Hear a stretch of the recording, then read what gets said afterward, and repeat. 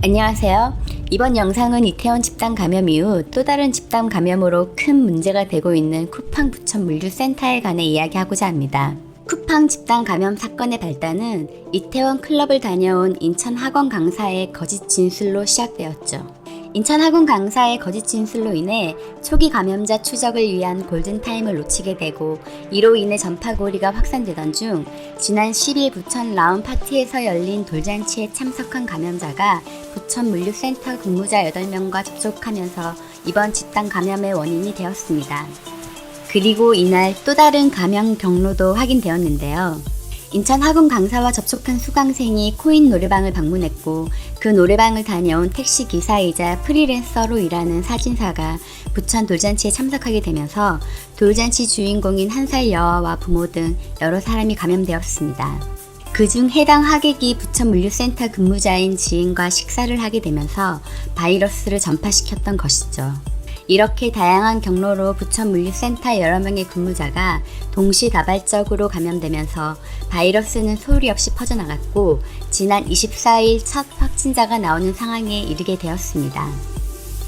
보통 이렇게 확진자가 확인이 되면 감염자로 인한 오염된 장소를 신속하게 폐쇄 조치를 한 후 철저히 방역을 하고 24시간 충분히 환기를 시킨 다음에 다시 오픈하는 게 순서인데요. 쿠팡의 대처는 사뭇 달랐습니다. 24일 오전에 확진자를 확인하고도 오후조에 알리지 않고 업무를 강행하는 바람에 수백 명이 정상 출근하게 된 것이죠. 그리고 이날 정상 출근한 직원 중에 다음날 확진 판정을 받은 사람이 나오기도 했죠. 지난 24일 첫 확진자 이후 25일에는 3명, 26일에는 11명, 27일에는 49명, 28일에는 34명, 그리고 29일 현재까지 확진자 100명이 넘는 상황에 이르게 되었습니다. 질병관리본부는 작업자의 신발, 모자, 키보드 등에서 바이러스가 검출되었다고 발표를 했고 이로 인해 물류센터 전반이 바이러스에 오염되어 있음을 알 수 있었죠. 그리고 확진자 상당수가 검체 검사를 받고도 다른 직장으로 일하러 가거나 지하철을 탔으며 피트니스 센터, 마트, 옷가게, 식당 등 다양하고 광범위한 장소를 방문했기 때문에 신규 확진자는 더욱더 늘어날 예정이라고 하네요. 이렇게 상황이 악화되자 부천 물류센터는 지금 폐쇄 조치가 되었습니다. 하지만 많은 사람들이 이 사건에 대해 가장 공분하는 것은 쿠팡의 초기 대응입니다.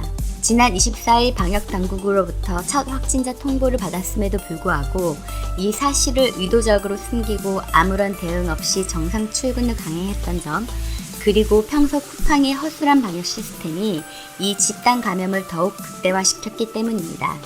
그리고 닷새 만에 나온 뒤늦은 쿠팡의 공식적인 사과도 자신들의 부주의함을 온전히 인정하지 않았고 자화자찬의 메시지를 담았다라는 것이죠.